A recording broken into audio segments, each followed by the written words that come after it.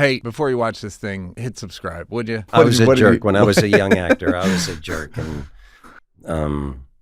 we're going to talk about blocks to creativity. And one of the blocks I had was I worried about everyone's job, and it made me mad when I didn't think they were doing a good job. And with maturity, if I may. Please, no, because I still suffer from this. It's a hard thing not to meddle. I know, but it's not our job. And I did 11 years on Shameless, and that's where I really learned how to act. I had a lot of theories, but the thing about Shameless was that it ran 11 years. So if you blew that scene, there's another scene coming. Calm down. And if you blew the whole episode, there's another episode coming. And if you blew the whole year, also you just get exhausted.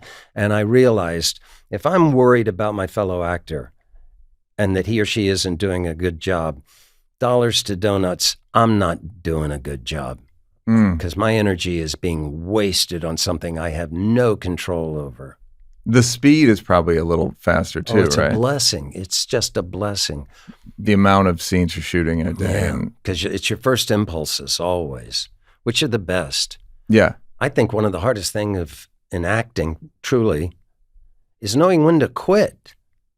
You do the moment, and if it's full and it's there, stop. Don't try to do it better. There was a great moment. The Shameless style of shooting was we had 2 camera crews all the time, and we called it Shameless shooting, but they would shoot each other sometimes because there'd be a 3-page scene and it starts in the kitchen and it goes upstairs and then back down and then into the living room. We'd do them all as one. And the poor camera crews were racing ahead, racing to keep, and I'd hear the guys, the camera guys go, I'm tired of shooting him. I'm going to shoot her. Okay, you shoot her. I'm going to take him.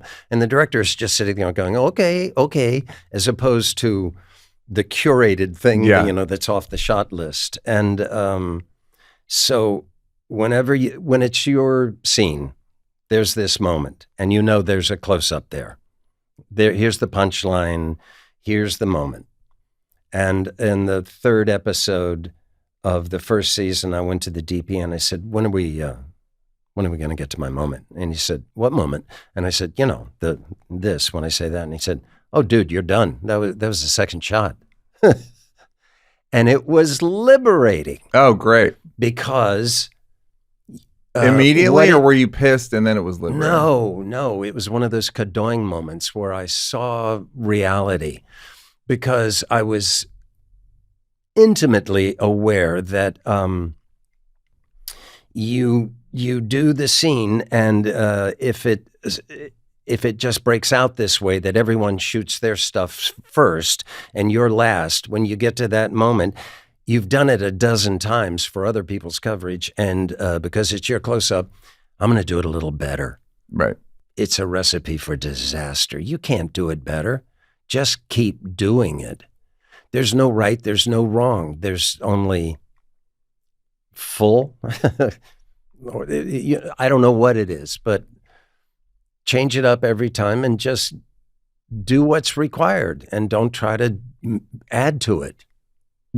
Are there any, can you think of any anecdotes where you were sort of worried about somebody else's business or coverage or just in a movie or whatever, and then you're like, you realize like, fucking just do your job, Bill? Yeah, the first half of my career. I was just an angry artist and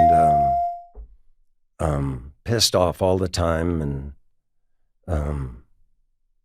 and it just didn't help. I mean, and we've all had this experience. Somebody's on the set and you go, he's not doing anything, man. That is flat. God, every time the scene comes to him, the lines come to him, this thing just deflates. And then you see the cut, you see the movie, and he's great. Yeah.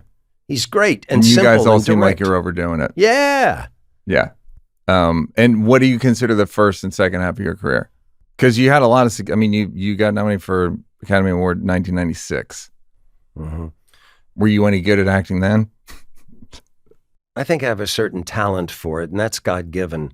In terms of technique, I would say Shameless changed everything because I got my 10,000 hours in. Yeah. And I just left a couple of those suitcases at home. And Did it become easier to be you as a person? Yeah.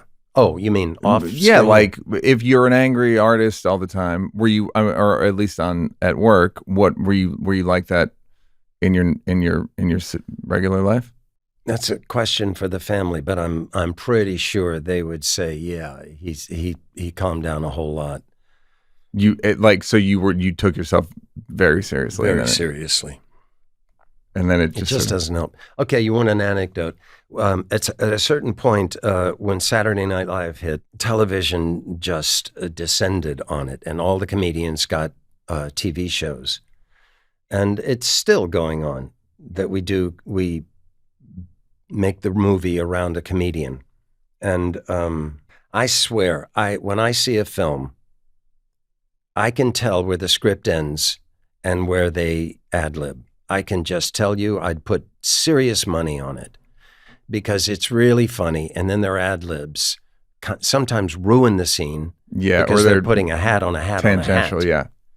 And because it screws with the rhythm of the thing. You did that joke, move on. You don't have to do it 3 times. There are exceptions to everything. But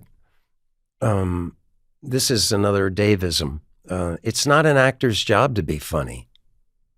It's the writer's job to be funny. I think an actor has to know what's funny and know something about comedy and timing, but I'm not sure you can teach that. Some people just get it and some people don't, and that's up to the gods. But Lord help us from funny acting. Ugh, I can't abide it. It's so funny. I've never heard an actor's point of view on that. I've never, because everyone I know is a comedian. So I also I've had I've made movies, like I've had friends ad lib entire performances that ended up being great. Mm-hmm. And I'm with you. I'm more like, let's write it well. And then maybe there's a little improv here and there. But I agree with you in that, like, I'll watch certain movies and be like, this is bullshit. I used to write a lot of movies of the week with my friend who also studied with David, Stephen Schachter, and we got in a groove. We did over a dozen of them, and it was lovely. But we'd write them together, he'd direct them, and as my star rose, I would start playing the lead role. And one time in the late 70s, early 80s? This would be out here. This is 90s. Okay. Yeah. When they were called movies of the week. Yes. And it was usually an hour and a half, a special. And we were doing one, and there was this actress who was just ad-libbing up a storm. I'm in the scene with her. And I went to the first, and I said, she knows I wrote this, right? And she was just chattering away. You never knew when your cue was coming because she'd never shut up. And just funny jokes she would slaughter by using different words and stuff like that. And I finally went up to her and I said, you're pretty funny. She said, thank you. And I said, yeah, you should write a script.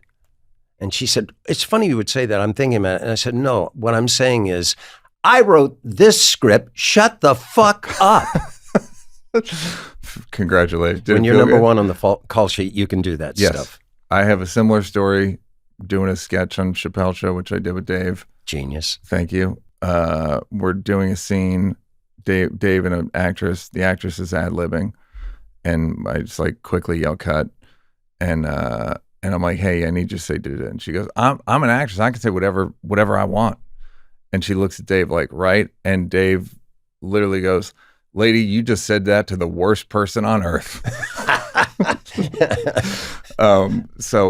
yeah, for you. It's like, well, if we wrote it, certain people go ahead and ad-lib. I'm with you. If you're, so there wasn't more, I would think the Boogie Nights and Magnolia had improv. It seemed a little improv, not much. I mean, Paul is a magnificent director, and he's so attuned to what's happening on the set. And if he sees something he likes, he'll say, "Do more of that." But he writes great scripts, and they're pretty loose, meaning it's it's there, but there's room if there's. No, he writes good scripts. You've got to be pretty good to come up with a better line than he wrote. Just hit it. Don't you want me to feel good? Subscribe.